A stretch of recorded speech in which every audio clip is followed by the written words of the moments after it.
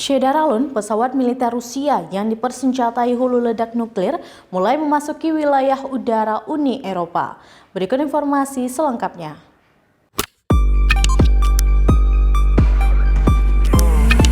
Shedaralun, pesawat militer Rusia yang dipersenjatai hulu ledak nuklir, mulai memasuki wilayah udara Uni Eropa. 4 pesawat Rusia dilaporkan terbang melewati wilayah Baltik menuju Kepulauan Gotland, Swedia pada 2 Maret lalu. Media Swedia melaporkan keempat pesawat itu terdiri dari 2 pesawat pengebom Sukhoi Su-24 dan 2 jet tempur Sukhoi Su-27.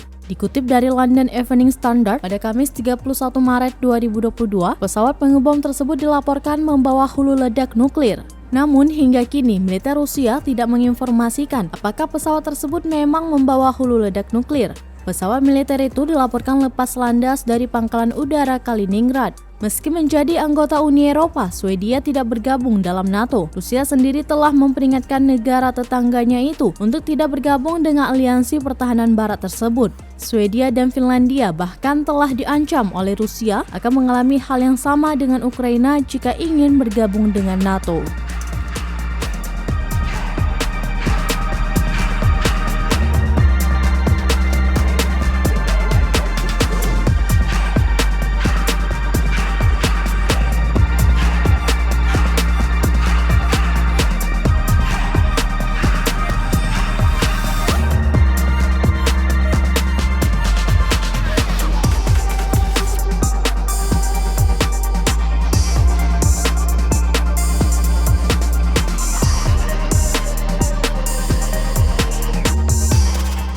Demikian informasi terkini terkait konflik antara Rusia dan Ukraina. Shedaralun, saksikan terus informasi lainnya di kanal YouTube Serambi On TV, di Facebook Serambi News, dan berita lainnya di website serambinews.com.